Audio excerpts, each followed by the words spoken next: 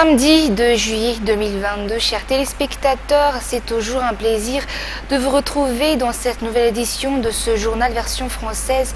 Merci de nous retrouver sur Viva pour vous informer. Tout de suite, concernant les actualités de ce samedi, le long des listages d'hier dans le réseau interconnecté d'Antananarivo est dû au retard d'approvisionnement de fioul lourd au niveau des centrales productrices d'électricité. Selon les explications du responsable ce jour, plusieurs quartiers de la ville d'Antananarivo ont connu un délestage de 4 à 7 heures hier, d'où les récriminations des usagers de la Jirama. Reportage d'Andena Martina sur les images de Barney Nadenilson. Analamainsi, Ivanji, Itaosi, Ambomangakeli, Ankazumang, 67 hectares et plusieurs autres quartiers de la ville d'Antananarivo ont subi une longue coupure d'électricité hier. Les Tananariviens sont sans plainte car en effet, pour certains, l'électricité n'a duré que 3 heures pour hier. Cela a eu un impact direct sur les activités professionnelles pour certains, d'où leur récrimination. Ainsi, pour Manuel, qui est soudeur, son métier dépend donc entièrement de l'électricité. Mais avec le délestage, le travail d'une journée lui nécessite actuellement 2, voire même 3 jours. Selon les explications, le gap ou le manque est estimé à 40 MW dans le réseau interconnecté d'Antananarivo pour hier. Le délestage d'hier était dû au retard d'approvisionnement de fioul lourd au niveau des centrales productrices d'électricité. Toutefois, cet approvisionnement a repris son cours normal. À l'heure actuelle, le délestage tournant sera donc réduit à partir de ce soir même.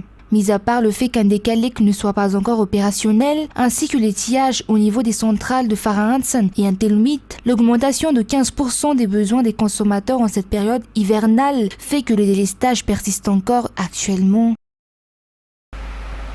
La présidente de l'Assemblée nationale a également évoqué le redressement de la Jirama durant la clôture de la première session ordinaire de l'Assemblée hier.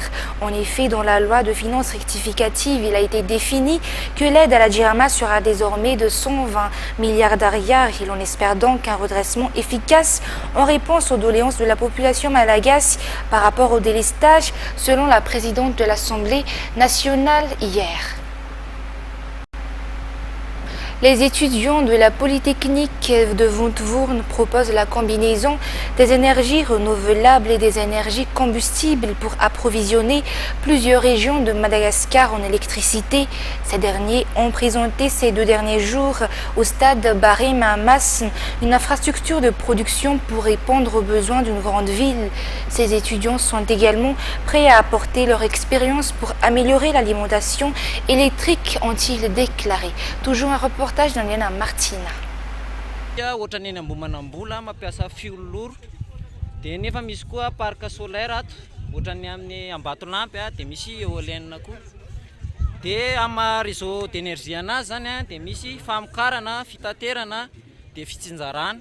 Il s'agit d'une maquette d'une infrastructure de production d'électricité hybride ou centrale hybride, c'est-à-dire la combinaison des énergies solaires, combustibles et éoliennes développées par les étudiants de la Polytechnique de Windhoek en réponse à l'approvisionnement en électricité stable dans plusieurs régions de Madagascar.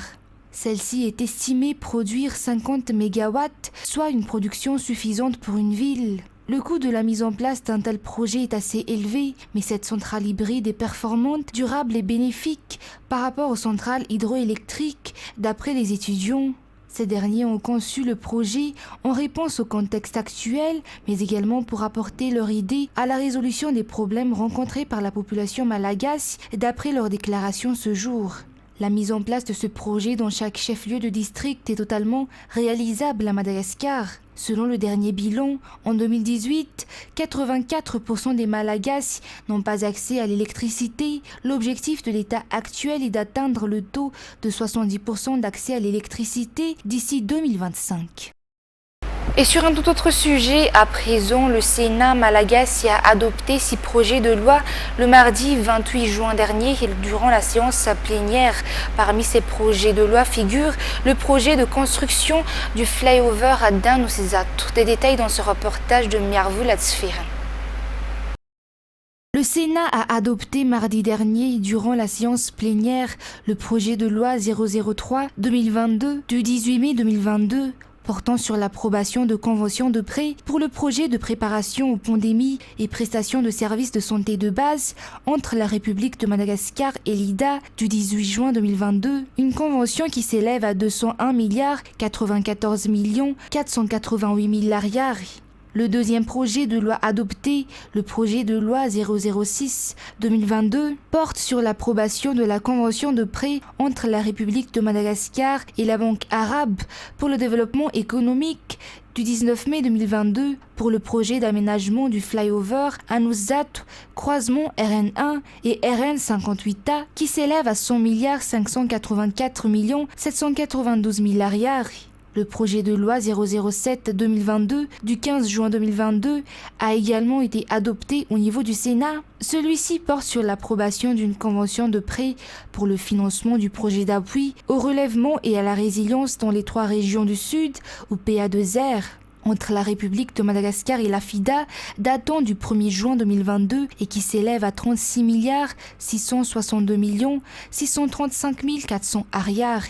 Le 4e projet de loi adopté concerne l'approbation de conventions de prêt pour financer la première partie du projet Pôle intégré de croissance agricole et agro-industrielle du Sud, PICAS 1, entre la République de Madagascar et le BAD du 9 juin 2022, avec un budget s'élevant à 63 milliards 995 millions 912 980 ariars. Le 5e projet de loi adopté, le projet de loi 010-2022 du 15 juin 2022 concerne la convention de prêt pour le financement du projet d'amélioration de l'accès à l'eau potable de Madagascar entre la République malagasy et l'IDA. Le projet s'élève à 438 milliards 896 millions 700 000 lariars. Le projet de loi 011-2022 du 23 juin 2022 a également été adopté, celui-ci qui porte sur l'approbation de la convention de financement de la première partie du programme de résilience du système alimentaire en Afrique de l'Est et Austral phase 1 dans le cadre de l'approche programmatique multiphase, toujours entre la République malagasy et l'IDA et qui s'élève à 315 milliards 509 millions 103 000 ariars. Et sur le plan éducatif à présent, les sujets du BEPC qui débutera ce lundi sont arrivés au niveau de la gendarmerie pour la circonscription scolaire d'Ambouidjatchim où les candidats peuvent à partir d'aujourd'hui venir auprès des centres d'examen pour connaître leur salle et leur place durant les 4 jours d'examen. À cet effet, chaque candidat devrait donc avoir en main sa convocation selon les explications apportées par le chef de la circonscription scolaire d'Ambouidjatchim ce jour. Reportage. 2 jours avant le début du brevet d'études du premier cycle au BEPC, les sujets d'examen sont arrivés au niveau de la gendarmerie des 41 centres d'examen pour la circonscription scolaire d'Ambouidjatchim. À cet effet donc, chaque candidat devrait avoir en sa possession sa convocation pour l'examen. Tous les responsables de la circonscription scolaire continuent de régulariser certains cas des candidats en difficulté, selon le chef de la circonscription scolaire d'Ambouidjatchim ce jour. Cette circonscription compte 9 432 candidats. Ces derniers peuvent à partir d'aujourd'hui venir auprès des centres d'examen pour connaître leur salle et leur place durant les épreuves. L'examen débutera ce lundi et ne prendra fin que le jeudi 6 juillet 2022. Le mot d'ordre de l'association IFI est le soutien au président de la République pour le développement de Madagascar. D'après le président de l'IFI ce jour, celle-ci a effectué une tournée dans plusieurs régions dans cette optique. Après la tournée régionale, cette dernière a aussi entamé la tournée au niveau de chaque district. Ce jour, l'IFI était dans le 3e arrondissement. Radorman Azatouf et Barnier Denilson. L'association IFI soutient le président de la République depuis sa candidature en 2018 jusqu'à présent, selon son président ce jour. L'IFI est une plateforme qui véhicule le patriotisme, l'unité, la solidarité et l'entraide. L'association a effectué une tournée régionale dans l'optique du développement de Madagascar à la vitesse du gouvernement actuel, mais également pour la redynamisation de l'association. Les responsables de cette dernière sont actuellement en tournée au niveau de chaque district et ce jour, ils étaient dans le 3e arrondissement. La prochaine visite sera pour le 2e arrondissement selon le programme de l'IFI. Et concernant les actualités internationales de ce samedi, en Ukraine, le chef d'état-major a accusé la Russie d'avoir tiré de bombes au phosphore sur l'île des Serpents, dont elle s'est retirée jeudi. Plus tôt dans la journée, au moins 21 personnes ont été tuées lors de la frappe sur des immeubles de la région d'Odessa, dans le sud de l'Ukraine, d'après France 24. Une façade complètement soufflée, un immeuble balayé. Plusieurs bâtiments de la région d'Odessa ont été touchés par des frappes de missiles dans la nuit. Celui-ci manque de s'effondrer. Au milieu des décombres, les secours s'activent pour retrouver d'éventuels survivants. Les habitants ont été surpris dans leur sommeil. Nous avons entendu des frappes. Nous vivons tout près. Nous sommes venus sur place voir les secouristes et les habitants. Et ensemble, on a aidé ceux qui ont survécu. Kiev accuse la Russie d'avoir visé ses habitations de la région de Bilgorod-Dniester, à quelques 80 km au sud d'Odessa, principal port de la mer Noire. Une version démentie par le Kremlin. J'aimerais vous rappeler les paroles du président, selon lesquelles les forces armées russes n'opèrent pas sur des cibles civiles dans le cadre de l'opération militaire spéciale. Ces frappes ont eu lieu moins de 24 heures après le retrait des troupes russes de l'île aux Serpents, ce lieu très stratégique pour le contrôle de la mer Noire. Dans la région, le Kremlin perd du terrain, mais la zone reste minée avec toujours le blocus du port d'Odessa qui empêche l'exportation des céréales ukrainiennes. Et la Cour suprême américaine a imposé jeudi des limites aux moyens et à la capacité des autorités fédérales d'imposer des réglementations visant à réduire les émissions de gaz carbonique, compromettant les objectifs de l'administration Biden en matière de lutte contre le changement climatique. Les détails dans ce reportage. Les feux de forêt à répétition, la montée des eaux qui s'accélère, les sécheresses de plus en plus récurrentes, rien n'y a fait. La Cour suprême américaine a décidé de restreindre les moyens de l'État fédéral pour lutter contre le réchauffement climatique. Concrètement, elle limite les pouvoirs de l'EPA, l'Agence pour la protection de l'environnement, qui fixe des standards environnementaux pour réguler les émissions des centrales à charbon. Dans son verdict, John Roberts, président de la Cour suprême, précise qu'il n'est pas plausible que le Congrès ait donné à l'EPA l'autorité d'adopter un système de réglementation. En clair, chaque État pourra décider lui-même de continuer d'exploiter ses centrales à charbon et même de les développer. Une décision portée par les juges conservateurs de la Cour qui va à l'encontre de l'objectif de Joe Biden de neutralité carbone d'ici 2050. Certains démocrates, comme le gouverneur de Californie, État ravagé par les flammes ces dernières années, ont condamné ce jugement. Il est incompréhensible que la Cour suprême des États-Unis ait décidé de retirer l'un des outils les plus importants et les plus puissants sur le plan historique pour contrer les ravages des changements climatiques.